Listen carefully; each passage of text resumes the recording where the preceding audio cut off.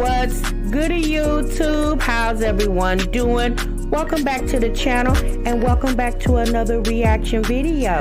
If you're new here for the first time, my name is TMR, and since you clicked on this video, you might as well subscribe to this YouTube channel and make sure you click that notification bell. Leave your comments down below and enjoy this reaction video.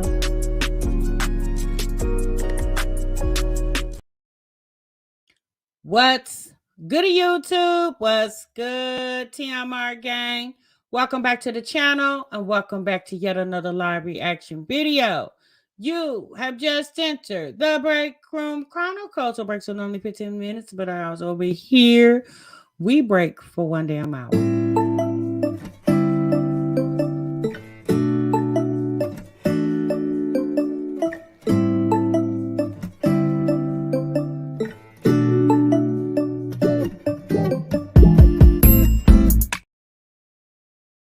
Hey, you guys, what's good?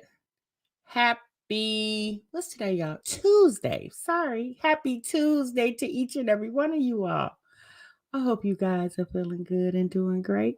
Thank you so much for stopping what you were doing and meet me over in the damn break room, y'all. Oh boy. Okay, so y'all see the title. All right. And we're definitely going to talk about it. I don't know if you guys have heard or seen on the internet. It's been going viral since I think last weekend. But a student in Anacostia, Tennessee, child went ham on her teacher for him taking away her cell phone in the middle of class because allegedly she was cheating on a test. Okay, so we're gonna take a look at that video. And then also I just seen today that another scuffle in the schoolhouse happened, but this was involving the student and the student's parent. Okay, so it was mama and daughter come up to the school to I guess allegedly fight some other students, and how it was a whole brawl in the middle of the school building. Okay, so I know a lot of us have said, and recently in conversations with this whole thing with kids going crazy in the schools, that it starts at home. It's the parents' fault. Well, if you got the parents in cahoots with you as the student coming up to bum rush the classroom, I mean, teachers don't have a chance. Schools are like jungles now, y'all. I'm just thinking myself, like these teachers need to go to school with bulletproof vests on, guards to some type of helmet to guard their head, and they need a samurai sword somewhere. Like, it's crazy for these teachers. And I was getting ready to say students mistakenly, but I thought about it. It's crazy for the students too, because they're every kid in the classroom is not cutting up. It's typically one, and it's the other children that have to see that, have to witness that. You'll see in the video, whatever student this was that was filming the girl going crazy over her teacher because he took her cell phone from her. You hear the student in the background saying, "Oh no, not pepper spray the teacher." They was like, "Oh no." They wasn't even, they was there and they were filming it, but I'm pretty sure that student was glad he wasn't that female student at that moment, But you could tell even the young man that was filming it was like, "Oh, okay, this a little too far. Now you pepper spraying." Yeah, we're gonna watch it. Okay, welcome everybody. Welcome to the chat. Welcome to the chat. Y'all know this is the mommy community, and I feel like this is something we could talk about because a lot of us moms got children in school, and they not just cutting up at the high school level, y'all. They cutting up at each level, elementary, middle school, high school. Seem like what I've seen that's been going viral on the internet lately is having to do with the high school. And you know what's so funny, y'all? It typically it's like the freshmen and the sophomores. It's not the seniors and the juniors you know, we know just earlier this year, the young lady that went viral, assaulting the teacher, and the teacher ended up breaking her leg behind that. That teacher is still out of work. Needless to say, the young girl that started an altercation with her teacher, she ended up going to juvenile for a year. They sentenced her for that. She got in big trouble for that. And she was a freshman. I think they said she was like 15 years old. So it's not the seniors cutting up in the junior. It's the kids that's just getting into high school. It's like y'all just got here. You know what I'm saying? And you cutting up already? Like you got a long way to go. You got 3 more years to go, and you already cutting up in your freshman year. I'm like, dang, why are these freshmen and sophomores so damn angry in the schoolhouse? It's ridiculous. Um, Yes, our sophomore female students fight almost every day. It's crazy. But I guess the seniors got better sense because they feel like, well, shoot, I've already been here 4 years. I'm getting up out of here. Y'all not gonna suspend or expel me, and I'm right at the door of graduating, and I don't ever got to come back here. It's these freshmen and sophomores going in the building like, did y'all not realize that I still got a couple more years to go? Like, it's sad, y'all. I mean, it's very sad. So we're gonna take a look at that video. Hey, Nearly. Hey, Mimi and Sean and Shaquita, Monique, Latoy, Sean Truesdale's in the building. Welcome everybody. Hey, Liz. Liz says here in Frisco, Texas, close to Allen, Texas, where the mall shooting happened the other day. Students threatened up schools here. Yeah, I heard about that. I've actually been to that mall in Allen, Texas. I seen that the other day. I thought that was so sad. People were just out shopping, minding their business, and this crazy person jumps out the car and just starts, you know, shooting up the area. I just like this world that we live in is I don't even understand it. I just don't understand it. Parents aren't their kids' parents; they are friends, and that's the problem. Yeah, it definitely is a lack of discipline at home. And unfortunately, these teachers, they're not trying to be strict disciplinarians. They're just trying to make you to abide the rules of the school. Like if you're taking a test, we all know this, for all of us been in school.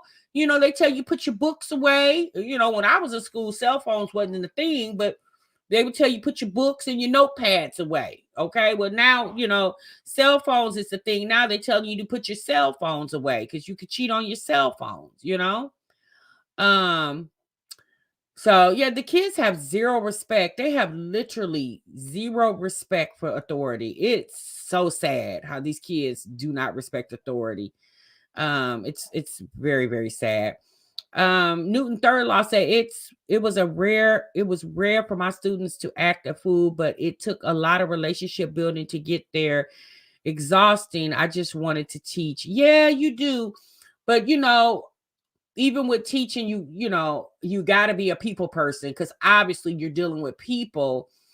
And I don't know what the colleges are teaching these up and coming teachers now in college, but they definitely need one-on-one classes in communication, and not communicating 20 years ago. They definitely need to update it to this, is it Gen Z generation. Like it definitely needs to be updated because the way to approach a child in today's world is much different than 20 years ago or 30 years ago. Okay. Because it's a whole different time. It's a whole different era. You know, um, when I was in school, they was, threatening to take your pager from you. Okay. Y'all remember pagers? Okay. Now it's cell phones. And I don't know what's in these cell phones, but I think there's something in these cell phones that's making these children possess. Hell, even the adults cut up about their cell phones. So if you see the adults cutting up about their cell phones, you just know the children are going to cut up too.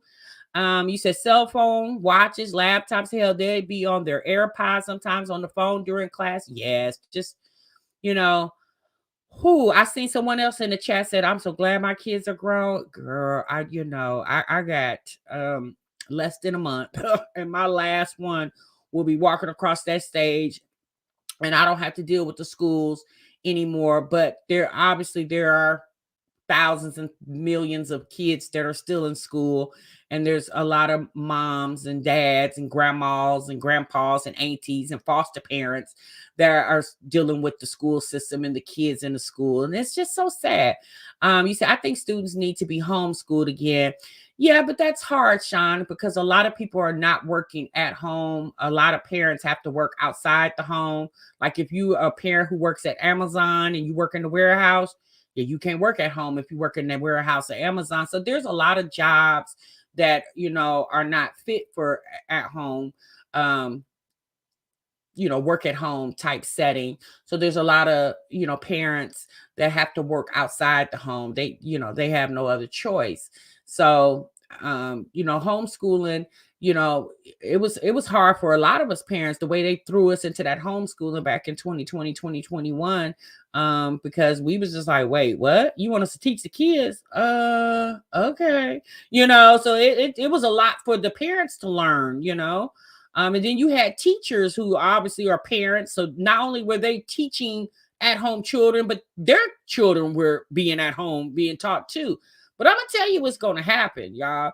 This whole artificial intelligence, AI situation, I think it's going to start resulting down to that, because teachers are quitting jobs by the masses. Like, it is a very big shortage with teachers across the United States. Like, teachers are just leaving in droves because they want safer jobs. They want jobs that are less stressful,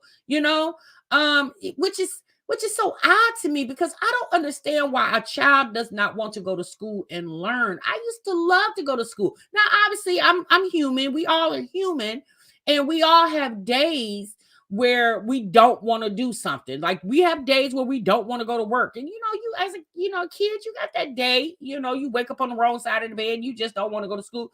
But in general, I enjoyed getting up, going to school. I enjoyed getting up, seeing my friends, and whatever we had going on at school. I enjoyed being a part of the, extracurricular activities after school, stuff that we had going on during school. I encouraged my kids when they were in school to be a part of, sports and clubs and stuff like that, to make school more interesting for them, wanting to go every day instead of just sitting in the classroom. Get involved with other things that's going on in the school, so you can feel like you want to be there and you're a part of something. But now these kids, they're so angry. Like, it's so weird how angry these children are. Like, what are you mad about? Like, literally, you have no bills to pay. Now, I'm not saying every child is living in a good environment at home, because unfortunately, there are situations where there are children that are living in very stressful environments, and that's very unfortunate. But I really feel like a lot of these kids that are showing out in the schools are probably, I'm just going to say, on the average, most of those kids are probably not living in stressful environments.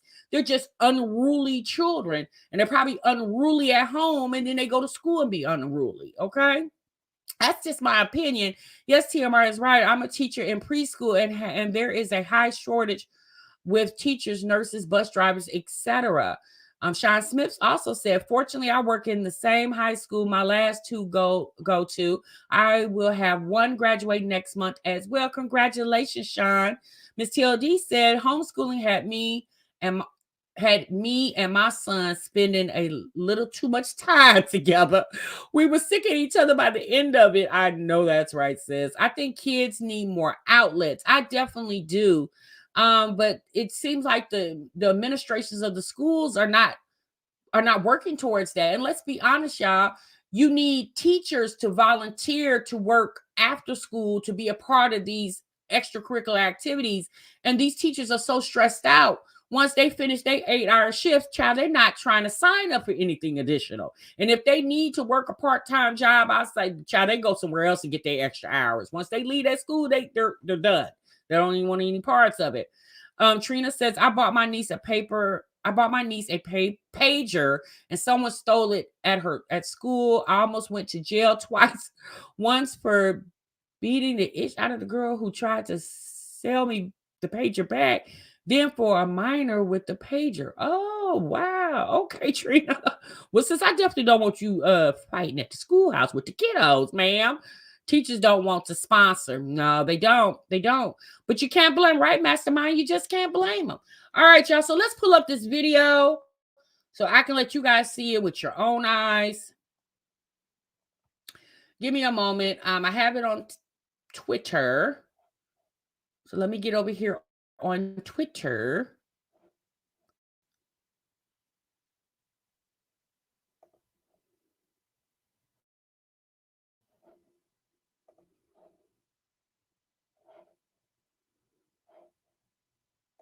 Mace? Nah, Mace is crazy. Nah, Mace is crazy. Nah, she just faced it. Nah, I gotta go. Hold on.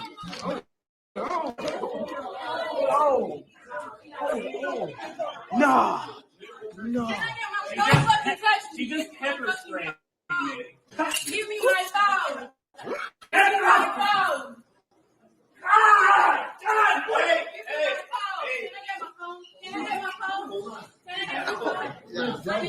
Over the phone is crazy. Look at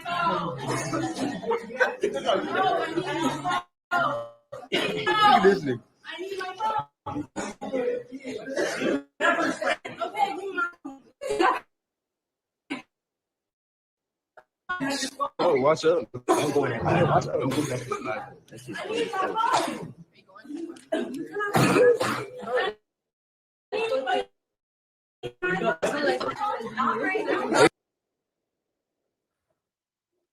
Wow.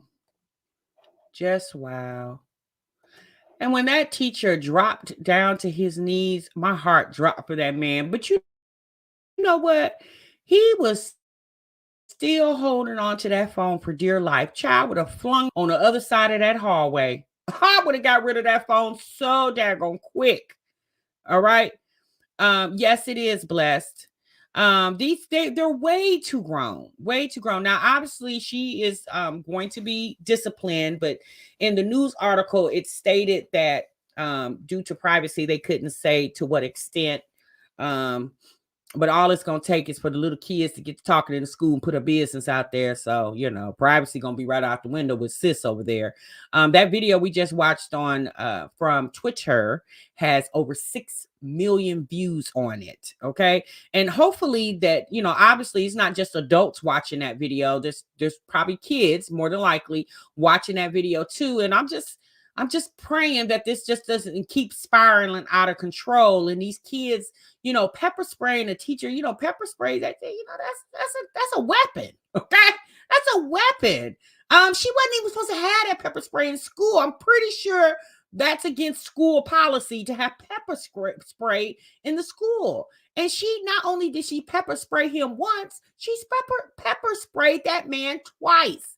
And he was still holding onto the phone for dear life. But y'all notice how those other teachers stood back. But the reality for me is, why wasn't security called?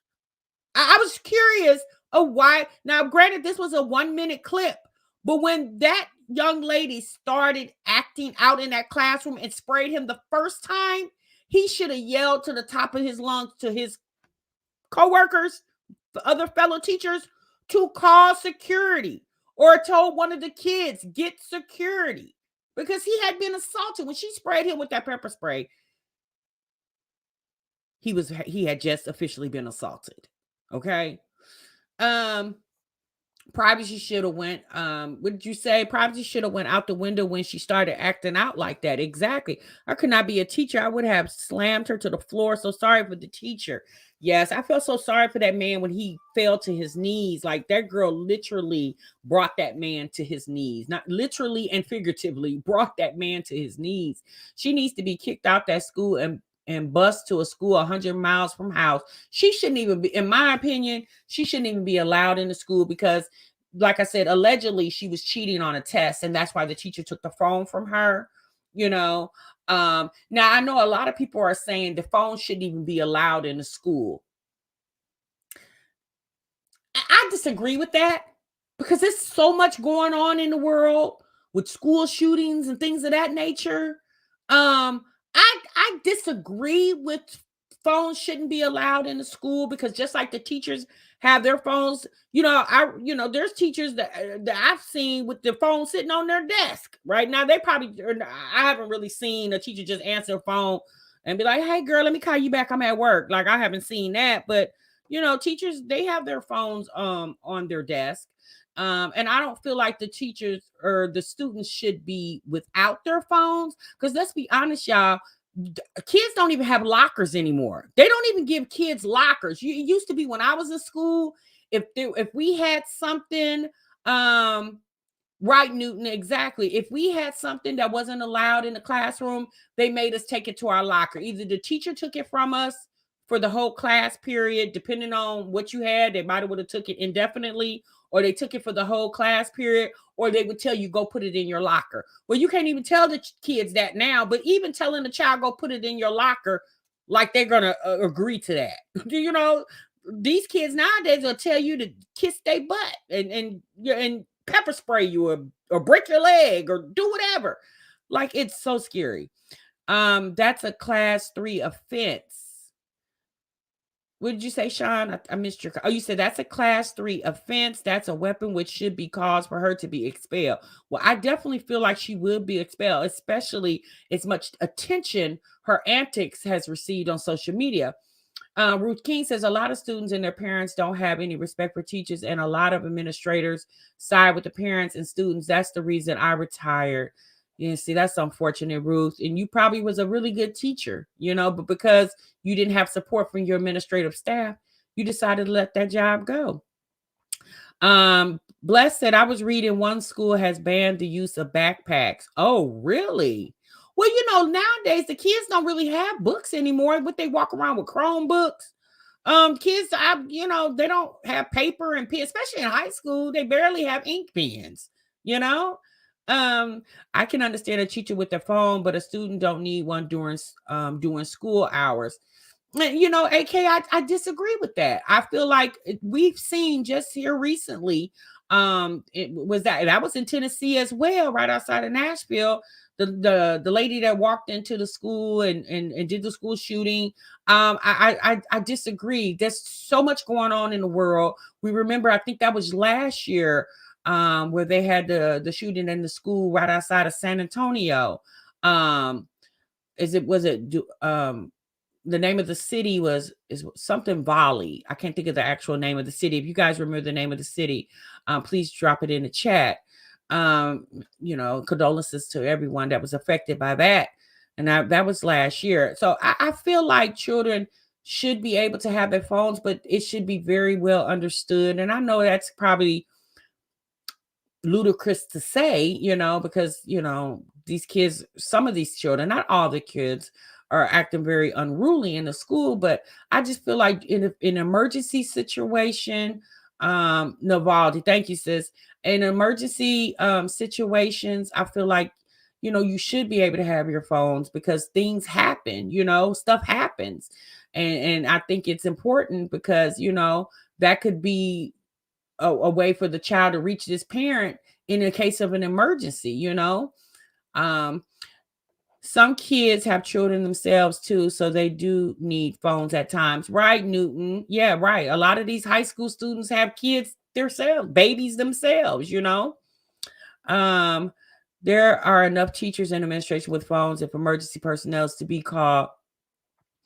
I understand what you're saying, AK. I think at this point we're just going to agree to disagree, because even with teachers and administrative staffs, if there's a situation going on in another part of the school, and the administrator or teacher is busy with another situation, they're necessarily not going to break free from that situation to run across the other side of the school so somebody can get a phone call. Now, Uvalde, thank you, Uvalde. So I don't know. Like I said, it's a preference. I feel like people should have access to their phones in the case of an emergencies. But obviously you have to know discipline, and kids are learning discipline, because they're still growing. So, I don't know. I think it's just a kind of a touch and go conversation for me. As a mom, I want my child with a phone on him. Mrs. O said, I believe my child should have a phone. Right. Hey, Shauna.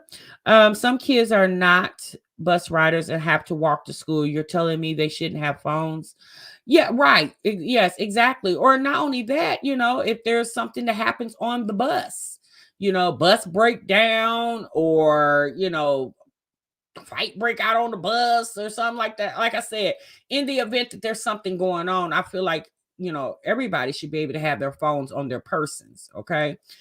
Phones are necessary for students because of different situations, but I think a waiver needs to be signed by the parents at the start of the year that says if they don't follow the rules, the phones can be taken.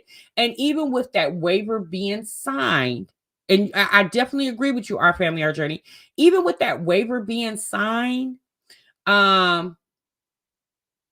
you'll still see situations like we just saw where the child will still be reluctant to give up their phone. Because at that moment, the child is upset. They're not going to, the teachers, they're not going to want to hear the teacher reminding your mom and dad signed a waiver. They're not going to want to hear that. So my thing is there needs to be some discipline, right? Parents need to have conversations with their kids. Now, I don't know how effective that would be, but it's definitely a start. Timar, did you see the parent and two of her children jumped on the bus driver in Louisiana? The bus driver had a neck and back injuries. No, I did not see that. Wow. Also, video helps in class in cases. It's the teacher's word against the kids. There aren't usual cameras in classrooms, only in halls. Yep, that's true. And Newton and Our Family, Our Journey, both are former educators. Sean Smith is also an educator. And then Ruth says she's a former educator. So I definitely like the feedback from you guys. Imagine an emergency going on and 30 parents calling one teacher. That is nerve-wracking for a parent, not knowing if your child is okay, if phones are not allowed with the students. Yeah, like I said, well, we're not gonna jump down AK's throat. That's AK's personal opinion. I don't know if AK has children or not. But me being a parent, I definitely feel secure when my son has his phone with him. I also make sure he takes his charger with him as well too. Now we've had a discussion about his cell phone. I tell him, don't just be willy-nilly with the cell phone, but this is senior year. So he had pretty cool teachers this year. So he was able to listen to his music and stuff, especially after work and stuff was done.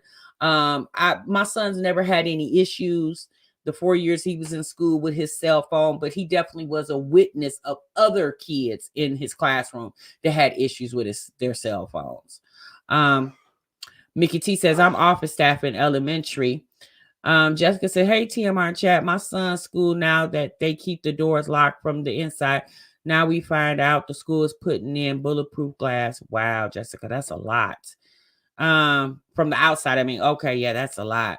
Yes, times have changed. Too many parents treating their kids as equals. Yeah, you're right, AK. Times have definitely changed. A first grade teacher in Florida, her 6-year-old student brought a pow to school and the teacher just missed her heart. So she is suing the parents. Yeah, I heard about that, Rose Trulio. First grader. That happened, I believe, was that last year that happened? I do remember that. So I'm going to show you guys. I'm not going to maybe show you the whole full clip because there's too much fighting in it. But I'm going to give you guys a teaser to another video that's going viral of a parent and their child coming to the school to fight other students. The craziest thing. So let me go ahead and pull that one up.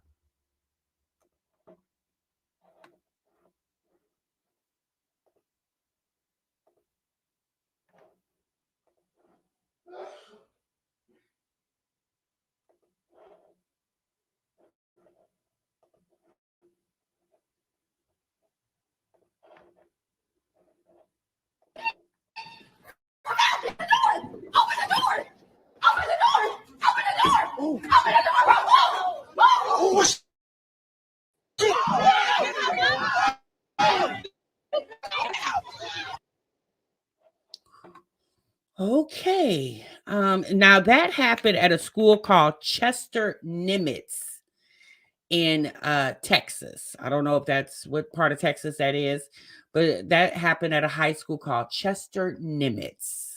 Now both the mom and the daughter have been arrested in that situation. The updates I'm not really sure of. Okay.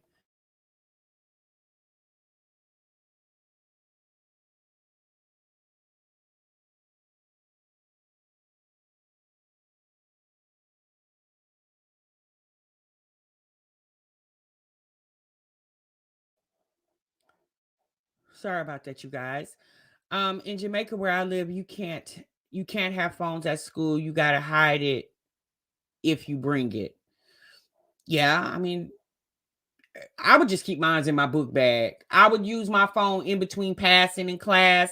And when it's time to go inside the class, I would just put my phone up. Like, because let's be honest, unless the phone is a part of instruction and a part of whatever you're doing in the classroom, um, it shouldn't be out anyway. Now in between passing class, lunchtime, okay.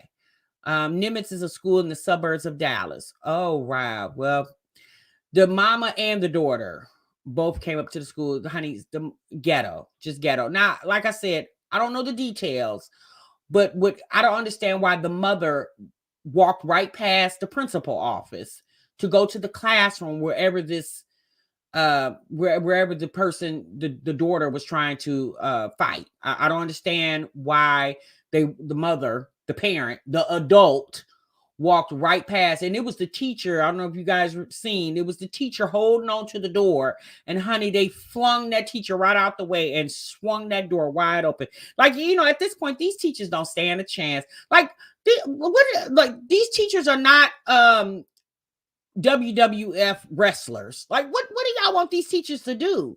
Like, really?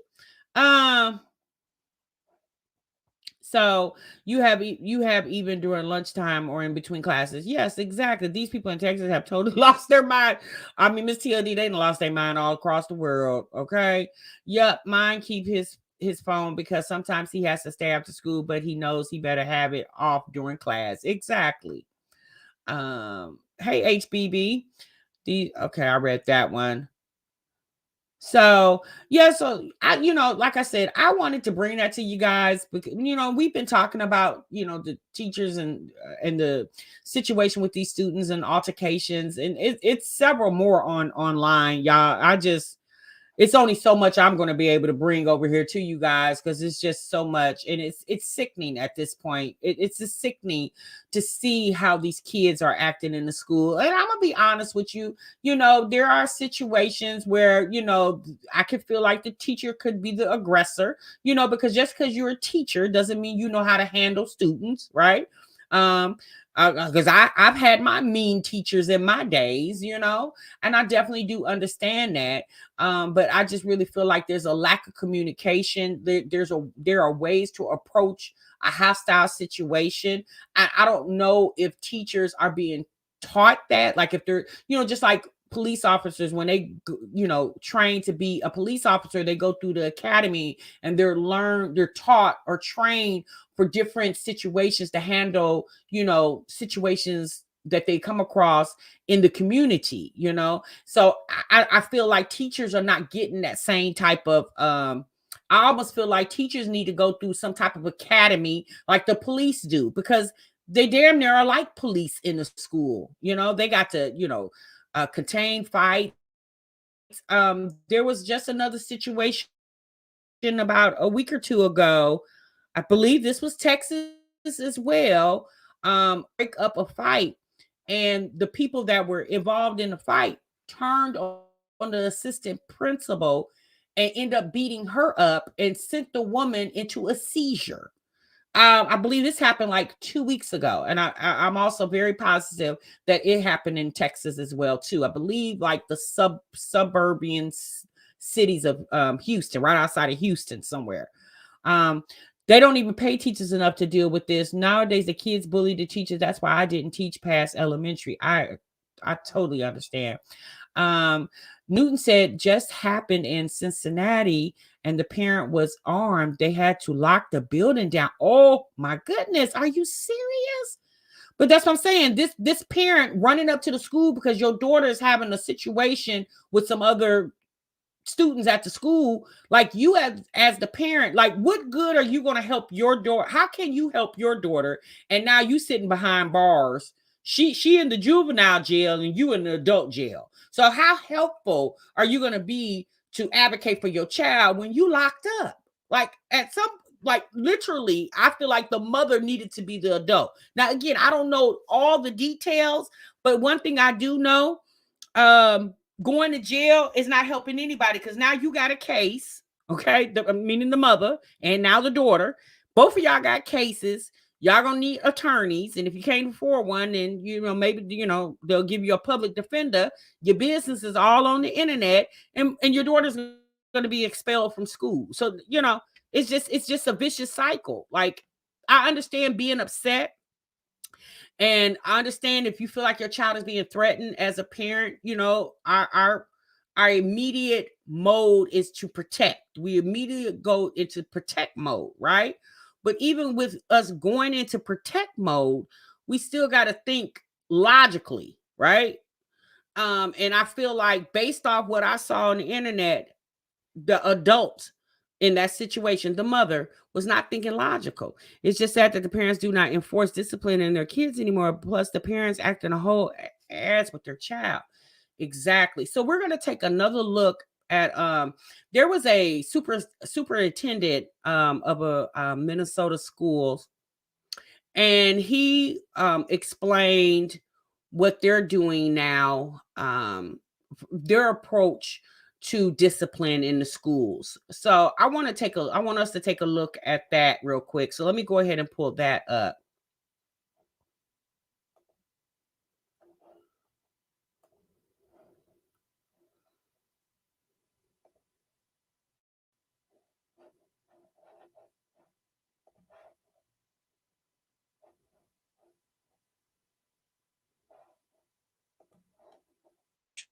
Minnesota, we're actually at about the same level of disciplinary incident in our school district as we were historically before the pandemic. So historically, we've had about 3,000 incidents per year, and for this school year that ended, we've also had about 3,000. That said, obviously, people have been very concerned about it. They felt it. It's an interesting, though the level is the same, there's been a perception of real concern, and I share that concern deeply. Because everybody had just spent a year or maybe 2 years where there was no discipline, and the number was the same, but the severity maybe was different. There's only some value in trying to compare to the past. The real question is what's happening now. I'm super concerned about it. I don't want to suggest that it's not priority one for us, not because like our schools are raging out of control at all, but because we want our schools to be absolutely 100% safe and focused on learning. And the other piece of it is we know that the punitive discipline alone, because we tried that for 15 years, where it was zero excuses, and that doesn't work either. That never promotes a behavior change. It actually just enhances a defiance. And we know that safety is central to kids being able to learn. If you're not safe and you don't feel you can learn, you can't do it. And so the two B's that we've been using to kind of guide our efforts are belonging and behavior. Belonging meaning taking steps to be sure that every kid is known, feels accepted, feels affirmed, it has a connection, but then also having very clear standards for behavior. So when I got there, we did that, yes, you can suspend kids. In our school district and others in the past, there had been some understandable reluctance to do that, because if a kid's not in school, they're not learning. That said, sometimes you do need to actually, both for the student and for the other kids in the class, you need to remove them from that environment. And so we made very clear that that was a tool that our principals had. We made sure there were clear standards for it. We made sure they were evenly applied. If you were sitting there and you were looking at someone else being given a very different consequence for the same behavior, delegitimate the expectations. That's where you lose the effort to build these positive norms of like, being serious, hardworking students and behaving and treating each other well is just the way we do things here. It's not because like I'm going to get a special ticket or a pizza party at the end of the week. And it's not because I'm afraid of getting suspended. It's because like I'm a 7th grader, but I know that I actually come to school. I like being in school, and I know the expectations. And if kids are feeling like those expectations are being applied differently based on whatever, you start to lose their buy-in to the system. And so we just have been very attentive to trying to be sure that when we do use disciplinary tools, which we, as I've said a number of times, definitely have and will continue to do, that we're applying them equitably and fairly is probably even a better word than that, because it's pretty clear. Like I think all of us understand fairness. We're going to be focused on going forward is what we and others are really calling deeper learning.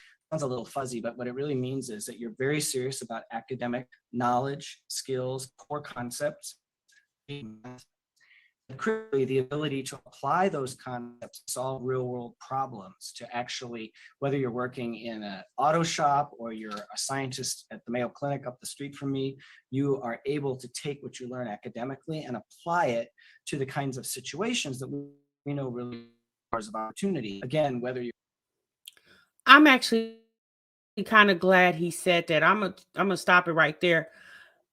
And I think that's something that's lacking in the schools. I remember, you know, when my kids were, in school, and even when I was in school, the whole algebra thing. Some of you guys probably have heard this. We'll say, like, I'm not going to need to know algebra to do my job when I become an adult and get into the workforce and stuff.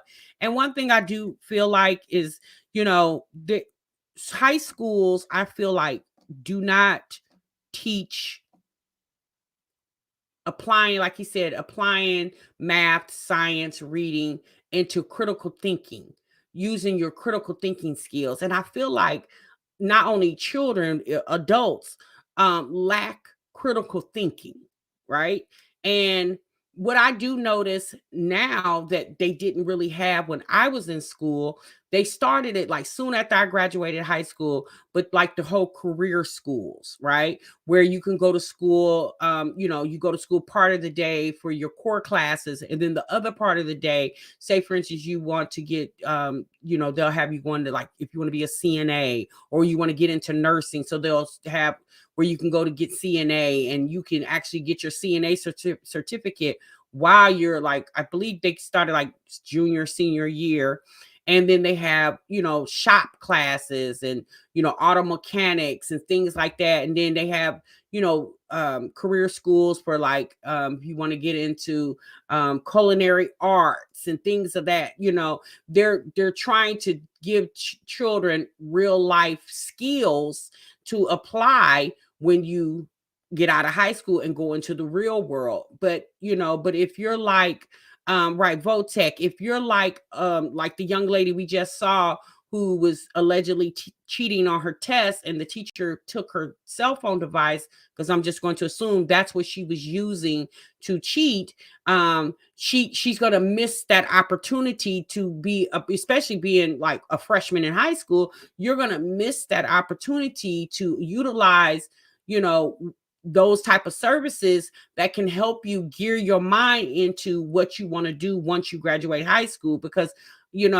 a lot of obviously most freshmen and sophomores and juniors, even when some seniors, don't know what they want to do with the rest of their lives. And some do and some don't, but I feel like if they would promote more young children, teenagers using more critical thinking skills and really apply students to critically think like they do in college, that's what they teach you in college.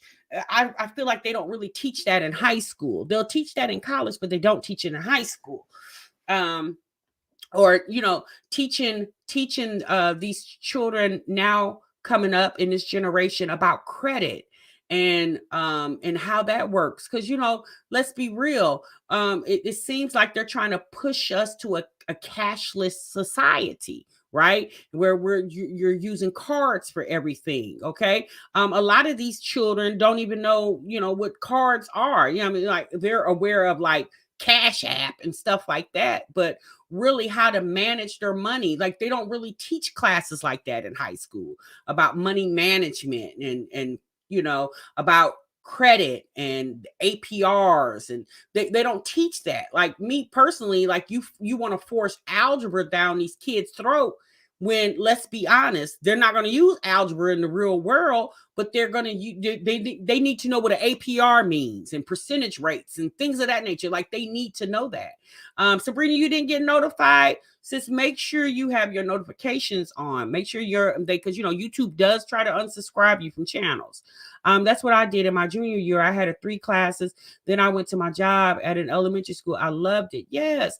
And that's what I'm saying. Give these kids something to really look forward to. I feel like all children coming into high school, by the time they hit their sophomore year, based off their personal interests, maybe they do some type of test where you can kind of find out what their interests are. And then, that last 2 years, like the first half of the day, they do their core classes. And that second half of the day, they're actually working, in their career field. And once they get to their senior year, then like Jessica said, they can branch off. Like say, for instance, they want to be a nurse or they want to get into, into the medical profession. Then they can have high school students actually working in the local nursing home or skilled nursing facilities or hospitals, So when the kids get up every day, they have really something to look forward to other than, oh, dang, I got to go listen to teach this boring ass class. You know what I'm saying? Like kids be feeling like, I remember how I felt when I was in school, So I feel like it's probably, different. My kids' school offer all those classes. You have to make them actually take them in high school. I feel like it should be a requirement for them to take them. My husband and I graduated from VOTech. Both of us are still in IT tech after graduating from a vocational school and then college. Wow, Miss Purple, that's awesome. Okay, you did, Sabrina. The parents got to care first. Right, JS. The parents do have to care first. And that's the thing. We got to get the parents more involved. I think when the pandemic hit and parents were forced to, teach their kids at home because all the kids were at home, it got parents involved. But unfortunately, y'all, you have a lot of parents that are dealing with their own personal issues, be it mental illness issues or drug abuse issues or alcoholism or, unfortunately, you have a lot of parents that are preoccupied with their own things or their own demons that they're dealing with. And unfortunately, for some, they can't really focus on the children because they're trying to figure out, or you might have a single moms or single dads. They're one income household and they're really, working really hard trying to keep a roof over their kids' heads. So they don't have the time to get into and which is so unfortunate. They don't have time to really get into the kids and what they got going on in school. They are considered an elective. Parents are more interested in being friends versus a proper guy. Unfortunately, a lot of these parents ain't got good sense themselves, right, JS? Latoya says, I was just talking about this with my hubby a couple of days ago. TMR. Good, Latoya. Yes, it's good. Because you have a young child. I think would you say your son was in middle school? So you're thinking about that, gearing him towards getting ready to get into high school. They barely teach handwriting. When I was in school, you had to learn how to balance a budget, write checks, and count money. Yes, you did. Yeah, we learned cursive when I was in school. Like, I don't even think they teach that anymore. Because we're living in a society where everybody's typing. People are sending emails. Folks are not necessarily sending you a letter. Okay, they're not necessarily sending you a 4-page letter. They're not sending you a 4-page letter in the mail. They send you an email. You know what I'm saying? Or if there is a letter coming to you in the mail, it's typed, right? So they're not really teaching cursive handwriting. I remember when I was fostering, I had one of the children I had. He was a freshman, sophomore. I can't remember exactly. But the young man did not know how to write in cursive. Because I asked him to sign his name on something. And he said, what you mean sign? He said, you want me to write my name? I said, no, I want you to sign in cursive. He said, I don't know how to write in cursive. I said, what? And he didn't know how to write in cursive. I was like, wow, okay. Now my senior, he does know how to write in cursive, okay. Because I love penmanship. I feel like I have a really good, nice handwriting. I've been complimented on my handwriting several times. So I enjoy penmanship. So I made sure all my children knew how to write their name in cursive. And so they do know how to write in cursive, and obviously they know how to print, but yeah, the foster child that I had, he did not know how to sign his name. He didn't know when I told him to sign his name, he didn't even know what I was talking about. Sean said, let me stop laughing. No cursive, no typing. A lot of them can't tell time on an analog clock. Exactly. Our family, our journey. That's true too. A lot of them do not know how to tell time on an analog clock, which is so unfortunate. You know, uh, for example, one of the other foster children I had, she was learning how to tell time, and she did not know how to tell time on an analog clock. That's the clock with the numbers on it, y'all. Like the numbers and the little dots in between to tell you the seconds or the minutes. She didn't know how to do that. So I just really feel like there's teachers, and we're just not gonna blame the teachers. We're gonna blame administration, because a lot of these teachers are underpaid and overworked. These classrooms are really big. They're pushing all these kids in one classroom for one teacher. Used to be where there used to be teacher aides in the classroom. They've kind of done away with that. They may have teacher aides in like elementaries, in the elementary section, but I know in high school it's very limited teacher assistants unless you're in like some type of special education or things of that nature. I remember my teachers from 2nd and 5th grade. I had to write in cursive handwriting. Exactly. Margaret said, I have a young lady in my office who didn't know how to address an envelope. Wow. Wow. It's not worth wasting a lesson on, to be honest, in my opinion. What's not worth wasting a lesson on, Marsek? So are you talking about cursive handwriting? Jessica said, I taught my kids how to write in cursive. Dr. Amara says, I'm trying to teach my 7-year-old as much as I can. Rose Trulio said, high school, we each had a fake family, and we each had fake family and had to budget their money, food, rent, utilities, etc. Some classmates, the fake family was in debt end of the month. LOL. Okay, so you had mock families, and you acted like you had, for a whole month, you guys had to budget a household. Okay, that was cute. Yeah, that was cute. I remember in school, my oldest son, he had a course where he had him and one of his female classmates, they had a baby together. So they had a baby for, I think it was like 2 weeks. Yeah, and I remember him just leaving the baby. And the little girl lived in our neighborhood. I remember, it was so funny, y'all. I remember her coming over, knocking on the door, and she said, I need you to watch the baby because I'm getting ready to go to the mall with my friends. And I fell out laughing. I thought that was so funny. And my son was standing at the door like, I'm playing the game. I said, you better get your child, son. Y'all, it was hilarious. I think he was like freshman or a sophomore. I think he might have been a sophomore. Yeah, I thought it was so hilarious.